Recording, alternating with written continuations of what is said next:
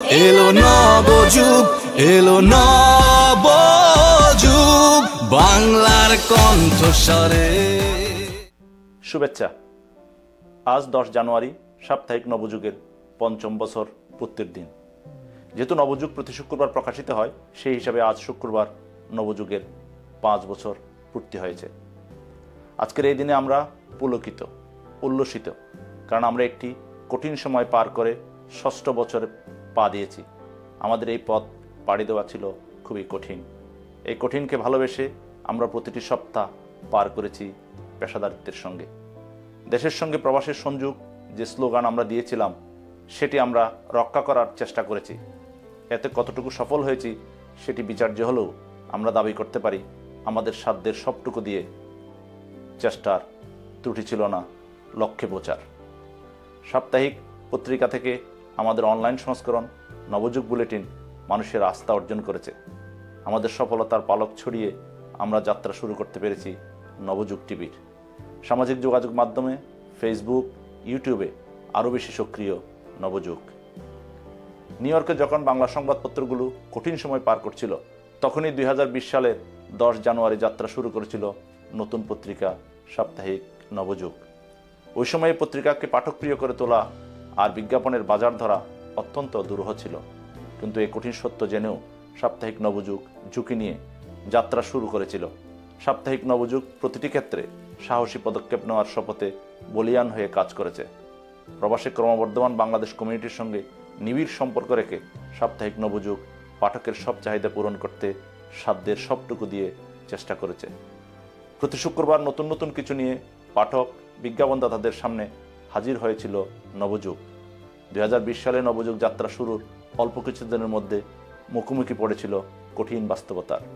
Corona মহামারীর সময় new ইয়র্কের সব বাংলাদেশি মালিকানাধীন পত্রিকা বন্ধ ঘোষণা করা হয়েছিল। আর তখনই নবযুগ কঠিন দায়িত্ব তুলে নিয়েছিল। পত্রিকার প্রকাশনা বন্ধ না করে মানুষের ঘরে ঘরে পৌঁছে গিয়েছিল সাপ্তাহিক নবযুগ। বিপদের দিনে নিউ ইয়র্কের বাংলাদেশিদের কাছে অক্সিজেন হিসেবে কাজ করেছে নবযুগ। নিউ ইয়র্কের মৃত্যুপুরীর মধ্যে ডানা তথ্য দিয়ে মানুষের পাশে দাঁড়িয়েছিল নবযুগ। এজন্য নিউ ইয়র্কের বাংলা সংবাদপত্র জগতে নবযুগকে কোভিড হিরো হিসেবে আখ্যায়িত করা হয়। এ কারণে নবযুগ অবশ্যই সরকারি বেসরকারি পর্যায়ে কোভিড হিরো পুরস্কারও ভূষিত হয়েছে। করোনাকালীন পত্রিকা প্রকাশে সাহস হিসেবে ধারণ করে আপোষহীনভাবে প্রকাশিত হয়েছে নবযুগ। আজ আমরা গর্ব করে বলতে পারি, করোনা মহামারীতে আমরা কঠিনকে জয় করেছি বুক টান করে। কমিউনিটির পাশে থেকেছি মরণের ঝুঁকি নিয়ে। বাংলাদেশ কমিউনিটির তরুণদের যখন ভয়াবহ মাদক ছুবল মেরেছে, তখন নবযুগ জেগে উঠেছে। ধারাবাহিকভাবে প্রতিবেদন প্রকাশ করে সচেতনতা সৃষ্টিতে সবার আগে ভূমিকা রেখেছে নবযুগ। প্রথমবার সব শ্রেণী পেশার প্রতিনিধিত্বশীল ব্যক্তিদের অংশগ্রহণে একটি সেমিনার করে ব্যাপক সাড়া ফেলে দিয়েছিল নবযুগ। এছাড়া কমিউনিটির অনেক সমস্যা এবং সম্ভাবনা নিয়ে নবযুগ প্রতিবেদন প্রকাশ করে মানুষের হৃদয়ে স্থান করে দিয়েছে। আর এই কারণেই প্রতি শুক্রবার সকাল মানেই কমিউনিটির মানুষের হাতে নেওয়া প্রথম পত্রিকা সাপ্তাহিক নবযুগ। এখন আমার এবং আমাদের শুক্রবার সকালের ঘুম ভাঙে কমিউনিটির মানুষের টেলিফোনে নবযুগ নিয়ে উচ্ছ্বাস পেয়ে। আমরা এতে গর্বিত নয়, বরং দায়িত্ব বাড়ানোর সংকল্প করি। আমরা কমিউনিটিতে গেল 5 বছরে নতুন নতুন পাঠক, লেখক সৃষ্টি করার প্রয়াস নিয়ে সফল হয়েছি। আমাদের তৈরি করা লেখক, কবিরা এখন জাতীয় পর্যায়ে লেখালেখির যোগ্যতা অর্জন করেছে। এ কৃতিত্বের দাবিদার নবযুগ। আমরা শুরুতে যে ইস্পাত কঠিন শপথ নিয়েছিলাম, সেই শপথে আজও বলিয়ান আছি। নবযুগ 2021 সালে 5 তারকা হোটেলে যে গেট টুগেদার আয়োজন করেছিল, সেটি এখনও আলোচনার মধ্যে থাকে। সব মিলে নবযুগ সবসময় ভিন্নতা দেখিয়েছে নতুনত্ব। 6ষ্ঠ বর্ষ পদার্পণে এই প্রত্যয় আবার স্মরণ করে দিতে পারি। আমরা দৃঢ়ভাবে বলতে পারি, কমিউনিটির সর্বস্তরের প্রবাসীরা বা বাংলাদেশিরা হয়েছে সাপ্তাহিক নবযুগের। নবযুগের সাথে আমার সম্পর্ক সেই অনেক দিন ধরে। যখন দাদুর জীবনী পড়ি, তখন পড়তে পড়তে জানি যে আজ থেকে ঠিক 100 বছর আগে 1920 সালে কিন্তু দাদু নবযুগ পত্রিকার সঙ্গে যুক্ত হয়েছিলেন এবং মুজফফর আহমেদ এবং দাদু দুজনে এই পত্রিকাটি পরিচালনা এবং সম্পাদনার দায়িত্ব পেয়েছিলেন। কিন্তু বেশি দিন দাদু তো কোনো জায়গায় আটকে থাকতে পারেন না। 1 বছর পর 1921 সালে তিনি ওই পত্রিকাটি থেকে চলে যান এবং বন্ধ হয়ে যায়। তো আমি খুব মনে করছি এটা খুব প্রাসঙ্গিক।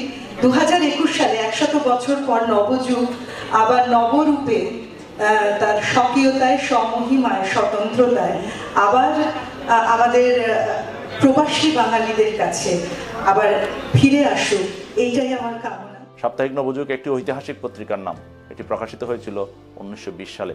বিদ্রোহী কবি কাজী নজরুল ইসলাম এবং রাজনীতিবিদ কমরেড মুজফ্ফর আহমদ যুগ্ম সম্পাদক ছিলেন এই পত্রিকার। এটি 1920 সালে 12 জুলাই সান্ধ্য পত্রিকা হিসেবে যাত্রা শুরু করে। পরে শের বাংলা একে ফজলুল হকের চেষ্টায় নবযুগ আবার প্রকাশিত হয়। তিনি নিজ অর্থে এই পত্রিকা প্রকাশ করেন। ইংরেজ সরকারের বিরুদ্ধে প্রতিবাদী অনেক কবিতা ছাপা হলে এক পর্যায়ে ব্রিটিশ সরকার এই পত্রিকার জামানত বাজেয়াপ্ত করার পর এটি বন্ধ হয়ে যায়। শের বাংলা একে ফজলুল হকের চেষ্টায় নবযুগ আবার প্রকাশিত হয়।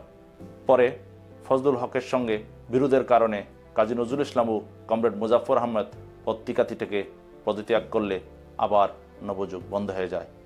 1942 সালে শের বাংলা একে ফজলুল হক বাংলার প্রধানমন্ত্রী হলে তার উদ্যোগে এবং কবি নজরুলের সম্পাদনায় পুনরায় নবযুগ প্রকাশিত হয়।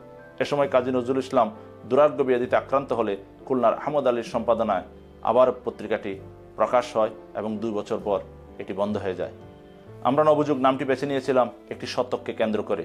নবযুগ বের হয়েছিল 1920 সালে।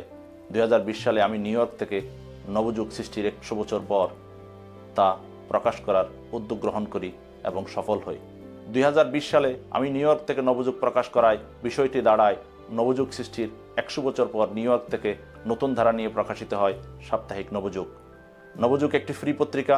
এটি নিউ ইয়র্কের বাংলাদেশে অধ্যুষিত মসজিদ, গ্রোসারি ও সুপার মার্কেট সহ সবখানে পাওয়া যায় প্রতি শুক্রবার। নবযুগ নিয়মিত 40 পাতার আকারে প্রকাশিত হচ্ছে। নবযুগের আছে একটি শক্তিশালী ওয়েবসাইট, ফেসবুক ও ইউটিউবও সরব উপস্থিতি রয়েছে নবযুগের। নবযুগ প্রকাশ করা হয়েছিল ব্রিটিশদের বিরুদ্ধে প্রতিবাদ এবং মুক্তিকামী মানুষের কথা বলতে।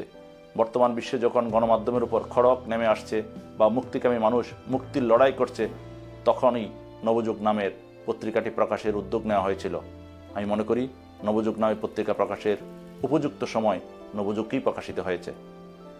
100 বছর আগে নবযুগ প্রকাশের সময় শুধু প্রতিবাদের ভাষা হিসেবে ব্যবহার করতে পত্রিকাটি প্রকাশ করা হয়েছিল। আমি প্রতিবাদের ভাষার পাশাপাশি নতুন স্লোগান দিয়েছিলাম দেশের সঙ্গে প্রবাসের সংযোগ। কারণ বিদেশে এসে যখন অনেক মানুষ মাতৃভূমি বা শেকট বলতে শুরু করেছে, তখন নবযুগের দেশের সঙ্গে প্রবাসের সংযোগ স্লোগানটি যথার্থ বলে মনে হয়েছিল। 6ষ্ঠ বর্ষে পদার্পণে আমি ঠিক করেছি গেল বছরগুলির অভিজ্ঞতা নিয়ে আগামীতেও যাতে বস্তুনিষ্ঠ সংবাদ নবযুগ প্রকাশ করতে পারে সেই চেষ্টা অব্যাহত রাখার।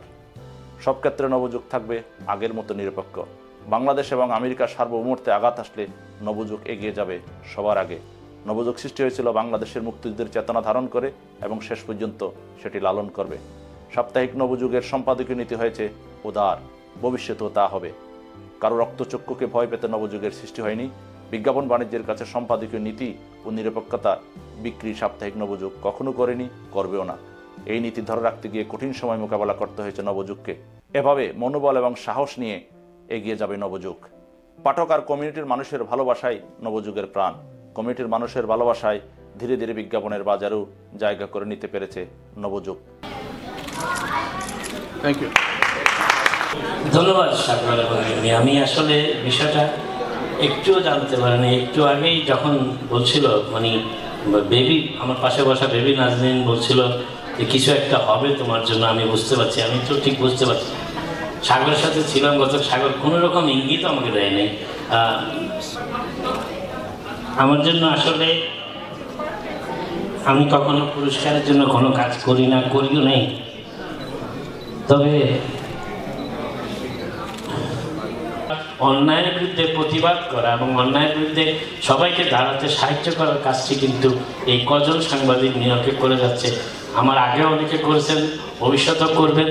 এবং আমি আরেকটা ব্যাপারে অত্যন্ত আনন্দিত এই জন্য যে অনুষ্ঠানটি আমি 30 বছর, প্রায় 29 বছর পত্রিকা বের করার পরও করার সাহস করেনি আমার ছোট ভাই সাগর, সেটি 1 বছরে করেছে। এবং এটা আমি মনে করি এটা আমাদের জন্য একটি, সকল যারা আজকে আমরা নিউ ইয়র্কে সংবাদপত্র প্রকাশ করি, আমাদের সকলের জন্য একটি পরম পাওয়া এবং সবচেয়ে বড় চরম একটি উৎসাহ ব্যাপার এটা আমি মনে করি।